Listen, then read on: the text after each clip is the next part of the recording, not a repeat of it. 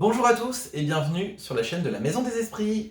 Aujourd'hui, on avait envie de vous faire une petite vidéo pour parler du sujet très controversé, donc des âmes sœurs et des flammes jumelles. Et oui, on en entend beaucoup parler, on le voit beaucoup sur les réseaux et du coup, c'est un sujet pour nous. Donc ce qu'on vous propose aujourd'hui, ça va être déjà d'expliquer clairement quelle est la différence, parce que assez souvent c'est un petit peu flou, alors qu'en fait ça n'a vraiment rien à voir. Oui, après quelques recherches, on s'est bien rendu compte qu'il y avait une différence énorme. C'est clair.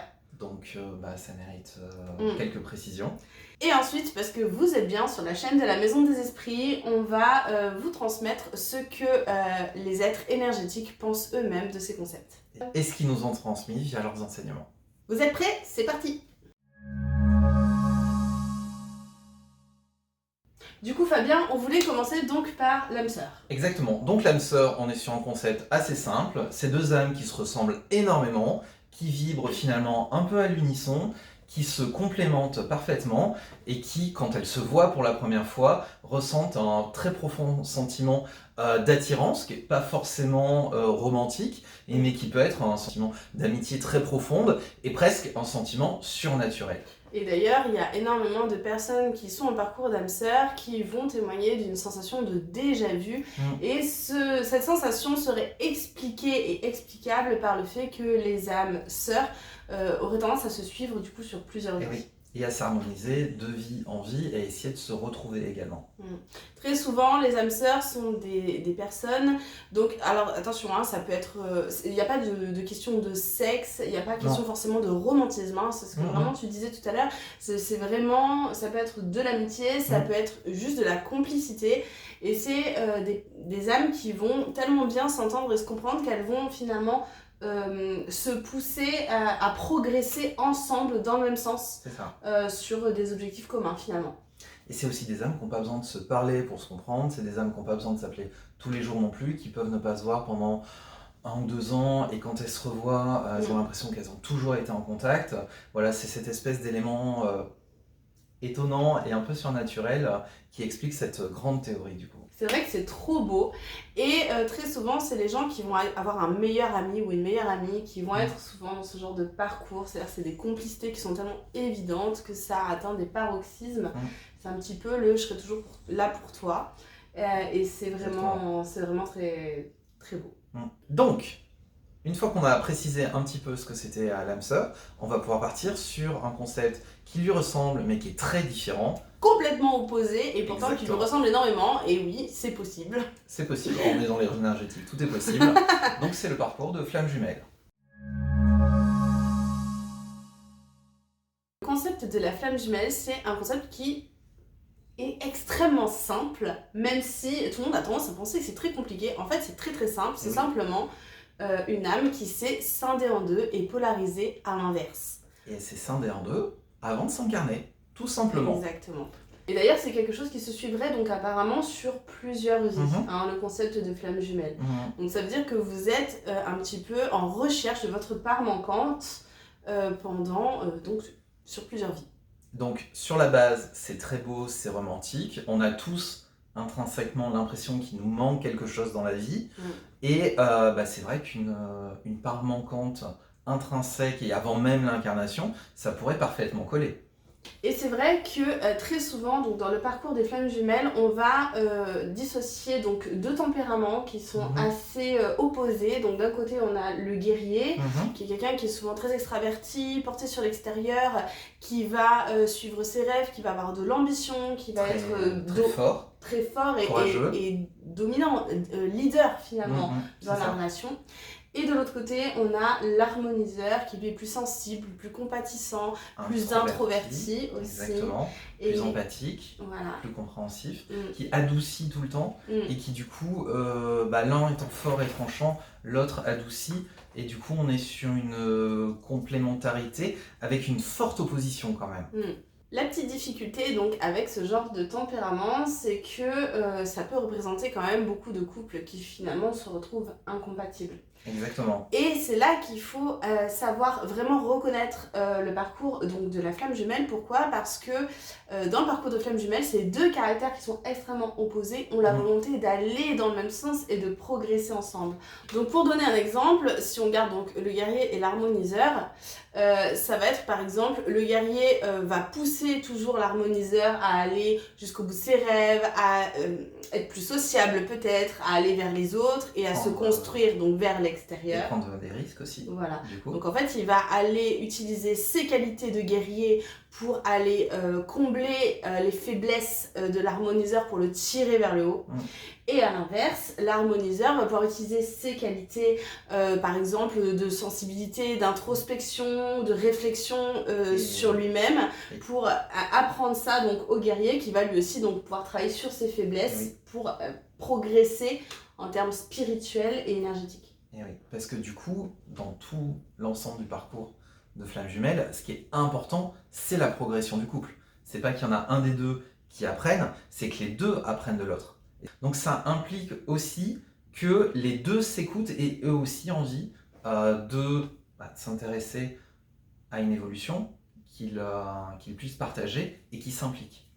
Et c'est bien là toute la subtilité en fait du parcours de flamme jumelle, parce que effectivement, si on regarde juste les profils du guerrier et de l'harmoniseur, ça peut être un couple qui ne fonctionnera pas, parce qu'on va se rendre compte qu'on a quelqu'un qui va être beaucoup trop leader, qui va écraser l'autre, qui va être beaucoup plus passif. Or c'est vraiment pas ça. Le parcours des flammes jumelles, c'est vraiment l'idée de se compléter, d'aller pallier les faiblesses de l'autre pour progresser ensemble. Donc il faut que les deux personnes aient bel et bien la notion et l'envie de faire évoluer le couple et la relation. Et pas de la transformer à tout prix, comme on l'entend souvent, c'est-à-dire cette personne-là, je l'adore, et quand elle sera comme j'en ai envie, elle sera parfaite. Non, c'est vraiment, je connais mes qualités, je connais mes défauts, je sais ce que je cherche chez l'autre, je sais ce que je ne veux plus chez l'autre, je sais quelles sont les qualités que je peux supporter parce qu'elles ne me dérangent pas beaucoup et que je sais que je peux m'y accommoder. Et donc, en mettant tout ça sur une table, ça demande quand même une bonne connaissance en termes de sociabilité. Et en prenant tout ça en compte, je décide de faire un couple avec quelqu'un qui a envie de s'engager, qui, s'il est leader, ne va pas m'écraser et va m'écouter. Et donc ça demande énormément de flux très très subtils. Et c'est là où, comme disait Charline, on peut très bien confondre un couple toxique. Sur le principe, en tout cas, et vu de l'extérieur, on pourrait très bien confondre un couple toxique et un parcours de flamme jumelle. Et même à l'intérieur du couple, si on a l'un des deux qui donne beaucoup, qui reçoit peu, et qui se transforme et pas l'autre, on a un déséquilibre majeur dans le fonctionnement, et donc du coup on n'est pas du tout en parcours flamme jumelle, on est en parcours toxique.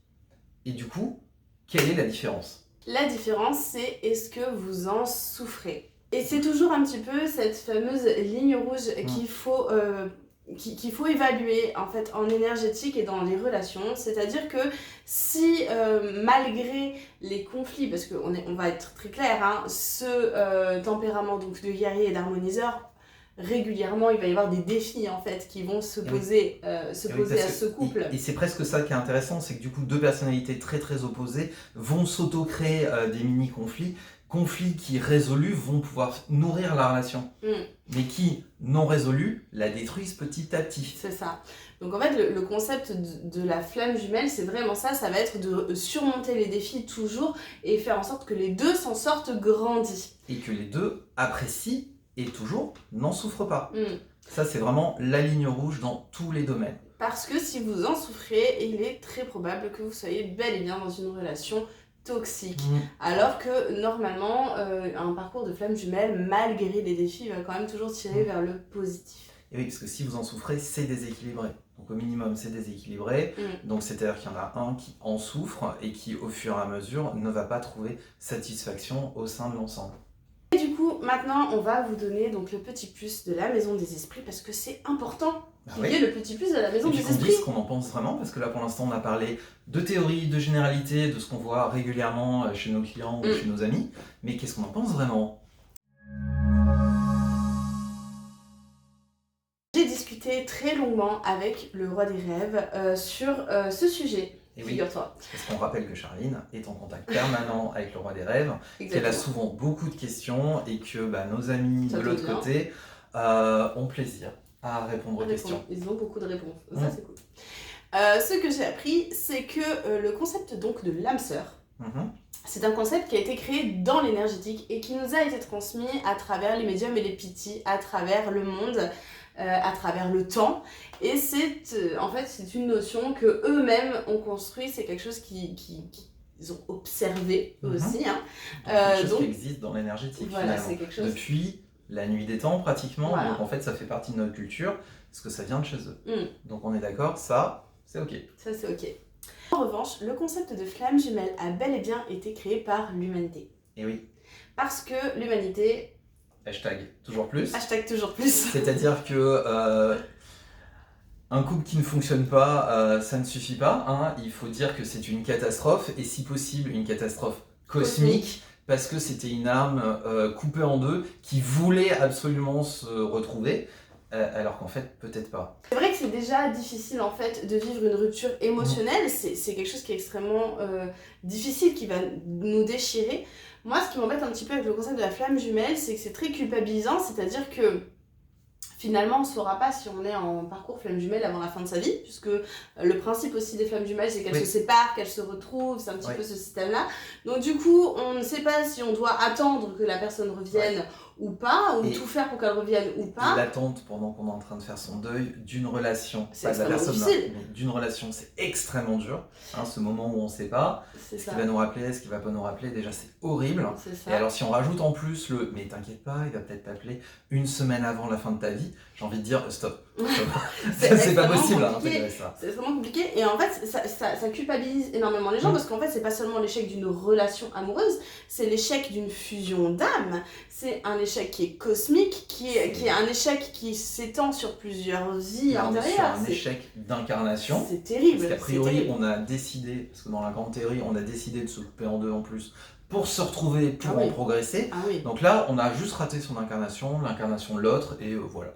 Ça suffit. Donc c'est vrai que nous, on a un petit peu de mal avec le concept de la flamme jumelle. On n'est pas forcément opposé à ce concept, seulement on aimerait vraiment insister sur le fait que c'est quelque chose d'extrêmement rare, d'extrêmement difficile à identifier en plus. Parce que parfois il y a peut-être des flammes jumelles qui se retrouvent jamais. Quand c'est finalement. Sur le principe, étant donné qu'on est très très nombreux sur Terre, si une seule âme se coupe en deux, il suffit de pas arriver dans le même pays. J'aimerais dire, ça peut suffire à ne jamais se rencontrer. Bon, après, j'imagine que c'est prévu pour. Si on suit le concept. Si on suit le concept, c'est prévu pour. Mais ça fait des chocs de culture quand même, en plus du reste. Ça existe des couples qui ont de sacrés chocs de culture. Oui, ça existe. C'est des très beaux couples d'ailleurs. Et du coup, quand dit le roi des rêves, il dit que, donc, pour ce qui est de l'âme sœur, donc c'est quelque chose qui est en tout cas très observé également chez lui, donc a priori il n'est pas contre. Mais concernant donc la flamme jumelle, c'est une chose dans laquelle il ne croit pas. Tout simplement parce que c'est une pure torture. On va être très clair. Par essence, on a du mal à croire que quelqu'un pourrait faire ça exprès, parce que c'est hyper culpabilisant, hyper compliqué, et finalement, qu'est-ce que ça pourrait apporter au sens d'une âme de se couper en deux et ensuite de redescendre? Au pire, elle va se réunir. C'était pas la peine de se couper en deux du coup au début. Après c'est peut-être aussi l'idée d'essayer d'évoluer plus vite pour avoir plus d'expérience. Un gros challenge. Bon, ok. Après nous, de notre expérience, on n'a jamais vu une âme coupée en deux. Non, jamais. On a déjà vu deux âmes dans un même corps. Oui. On a déjà vu des petites bizarreries, des subtilités auxquelles on s'attendait pas. On a déjà vu aussi des liaisons d'âmes, c'est-à-dire des fils entre deux personnes. C'est ça. Même entre deux personnes qui se connaissent pas, donc il y a bien des trucs qui se passent qui sont assez improbables. Mais pour autant, c'est vrai qu'une âme qui serait vraiment divisée, pour l'instant, on n'en a jamais vu. Après, mais il faut nous appeler. On n'est pas à l'abri. Si vous pensez être en parcours de flamme jumelle, appelez-nous. Donc, que dit le roi des rêves? Parce que je vais quand même terminer par ça.